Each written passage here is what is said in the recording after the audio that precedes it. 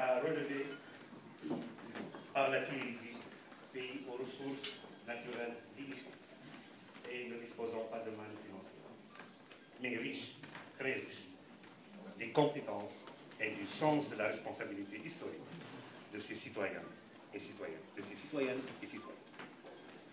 Dans ce contexte historique, les Tunisiens sont particulièrement fiers et reconnaissants devant la manifestation de solidarité de plusieurs pays, d'organisations internationales et de différents partenaires amis qui ont apporté leur attention à la révolution tunisienne et se sont engagés à soutenir la transition démocratique.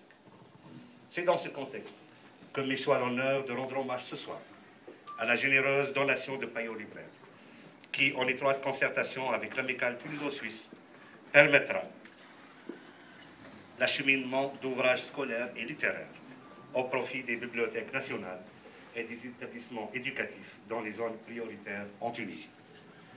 Cette opération a été rendue possible grâce notamment à l'aimable contribution de la compagnie tunisienne, la compagnie tunisienne de navigation, de l'agence Air Marin, de la mairie de Mérin, dont je souhaite saluer ici les représentants.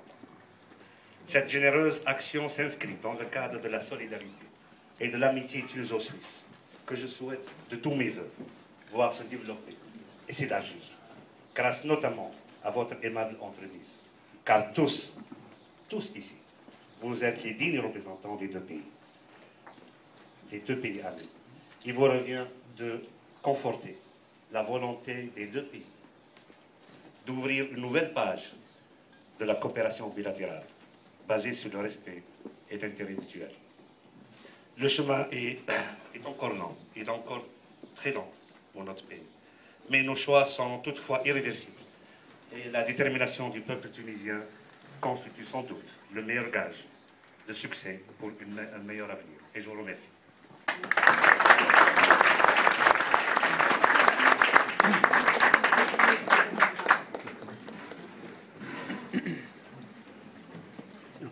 Monsieur le chargé d'affaires, monsieur le président de l'amicale tuniso-suisse, qui est toujours distrait quand on s'adresse à lui. Mesdames et messieurs,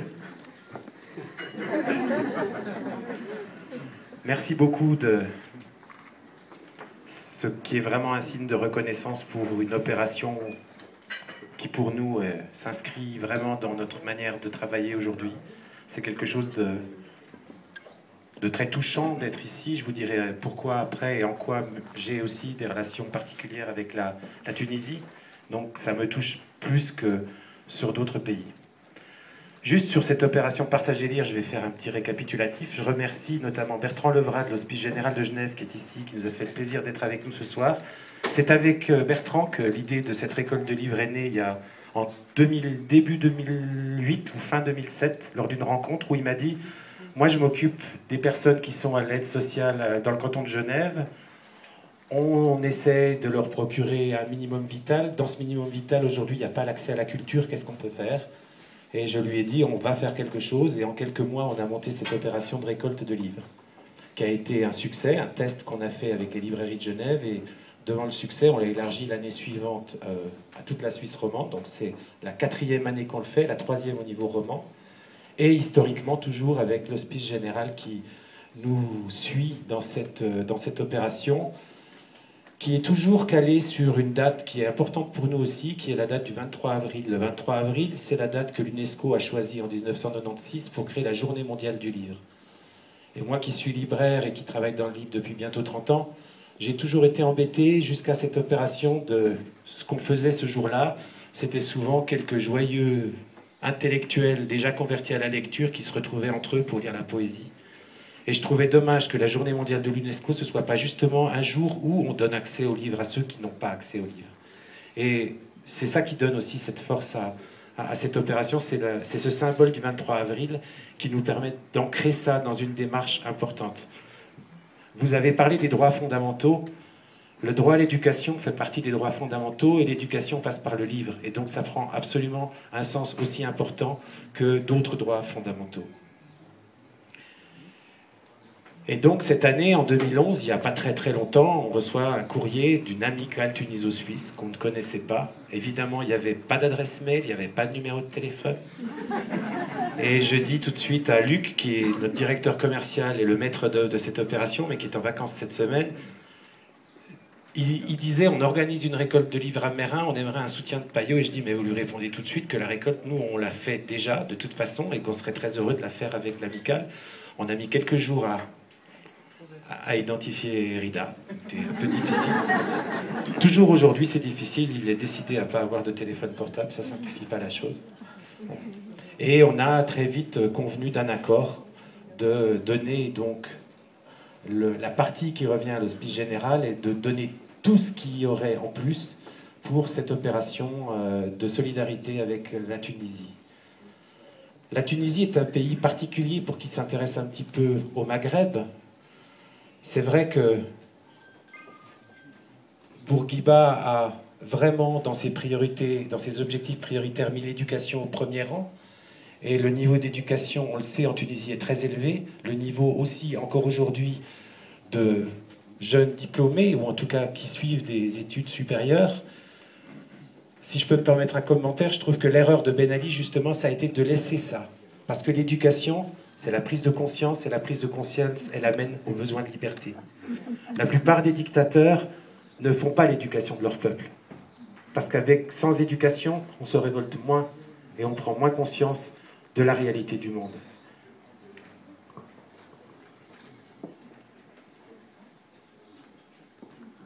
Alors la relation personnelle que j'ai avec la Tunisie fait que dans mon passé, dans le livre, je travaillais à la fin des années 90 dans une maison d'édition qui s'appelle La Découverte.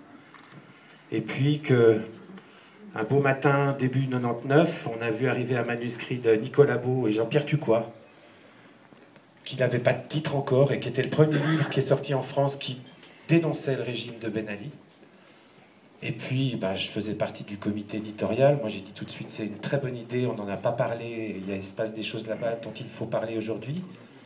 Et puis, on a cherché un titre, puis j'ai pensé au livre de Gilles Perrault, Notre ami le roi, et j'ai dit, mais on pourrait peut-être l'appeler Notre ami Ben Ali, puis allons plus loin, on pourrait peut-être demander à Gilles Perrault une préface. Vous avez certainement lu ce livre. Je trouve que la préface de Gilles Perrault est remarquable. C'est du Gilles Perrault. Et le livre a eu beaucoup de succès grâce à Ben Ali. Le jour où le livre est sorti dans les librairies en France, il a envoyé ses hommes acheter les stocks dans les librairies à Paris. Je le suivais à la trace par téléphone.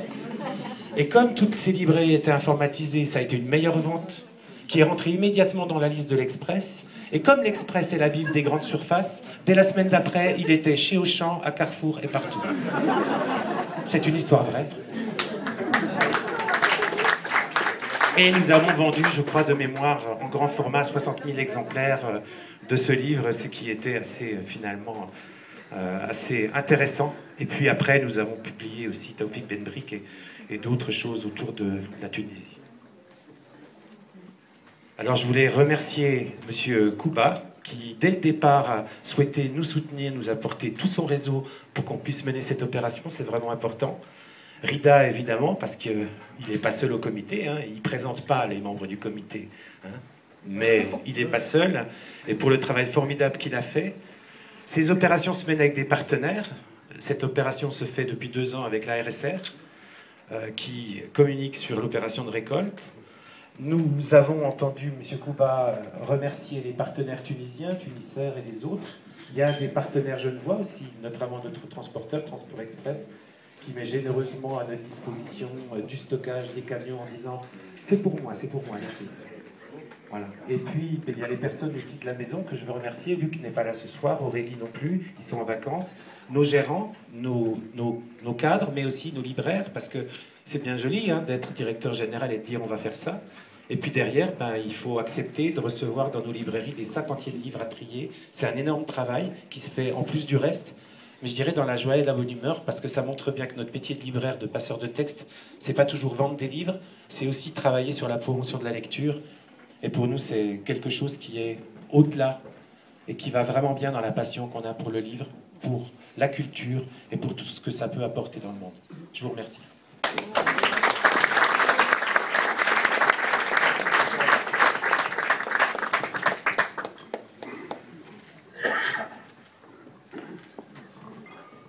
cher monsieur le chargé d'affaires Samir Kouba, cher monsieur le directeur de Payot Pascal Van Noberg, chers amis, en effet, la révolution de la dignité qui est en train de changer tout le monde arabe ne peut pas nous laisser, nous autres Tunisiens de la diaspora, indifférents.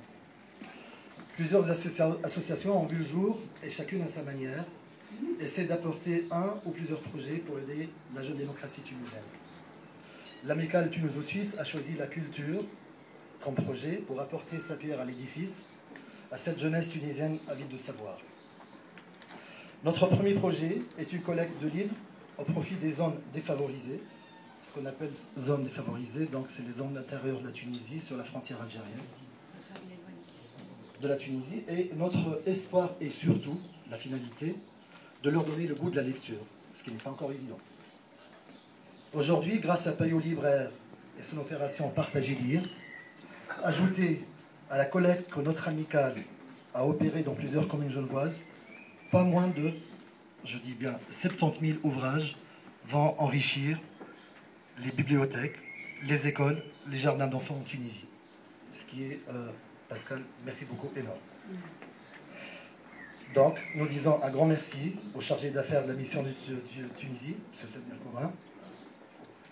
Je n'ai pas envie de lire, mais je te regarde dans les yeux pour dire merci sincèrement. Nous disons un grand merci à la mairie de Mérin, à sa mère, Mme Boger, qui s'excuse ce soir de ne pas être là, mais qui n'a pas hésité un seul instant à payer le transport qui, vous le savez tous, est très coûteux pour la Tunisie, malheureusement, et qui nous a offert 3000 ouvrages aussi. Au nom de ces populations, au nom de tous les membres de notre amicale, nous disons un grand merci à Payot Libraire, un grand merci à son directeur Pascal Van Noberg pour ce merveilleux cadeau, c'est un immense cadeau. De nos jours, rares sont les entreprises qui consacrent une partie de leurs activités à la générosité et à la solidarité. Payot est une. Nous vous remercions tous d'être venus ce soir fêter avec nous notre première opération. Et sachez que notre amicale est ouverte à toutes les personnes désireuses de se... Tous et toutes, bien sûr. Toutes les personnes désireuses à se joindre à notre comité sont les bienvenues, ainsi qu'à toutes celles qui souhaitent nous apporter leur soutien pour le futur. Aussi, comme l'indique notre intitulé Amicale Tunuso-Suisse, je mets le point sur Suisse, la Suisse sera aussi notre deuxième terrain pour des projets. D'ailleurs, nous allons organiser bientôt un concert de jazz tunisien. Si tout va bien, ce sera notre Anwar Braham national. Et une sortie familiale en Suisse, le lieu reste à définir. Enfin, notre amicale a décidé aujourd'hui d'honorer une dame exceptionnelle, au parcours exceptionnel. Je veux parler de Madame Jemaah Shraiti. Alors, pour la petite anecdote, il y a des gens qui l'appellent Jemaah, sa maman l'appelle Jamila. Jamila, ça veut dire belle. Donc tu es notre beauté ce soir, Jamila. Je dirais que présenter Jemaah Shraiti relève du défi. Le faire en 2 minutes relève de l'inconscience. Ce n'est pas de moi. C'est Dixit, Madame Marguerite Cantat-Ikel, coprésidente de l'Assemblée de la Constituante, qui, je l'ai vu, doit être ici. Il est caché là. Portez pas plainte contre moi pour plagiat, je vous ai dit que je vous ai dit.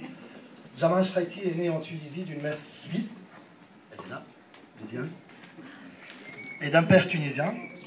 Elle a rejoint la Suisse à l'âge de 10 ans. Elle y passera son bac avant de poursuivre des études de lettres, de journalisme à Fribourg, d'arabe au Caire, de droit à Genève, ou encore des sciences de communication. Elle dit « L'écriture me permet de ressentir le monde et de le relayer ». Elle en témoigne dans 2 livres qu'elle a écrits récemment, Sarajevo, Le Poisson Rouge, et le livre qui m'a fait pleurer 3 fois, Les clandestins de ma grand-mère. Récemment, Jemaah a été honorée par la ville de Genève en lui attribuant le prix Femmes exilées, Femmes engagées. Ce prix est attribué pour l'engagement et le courage des femmes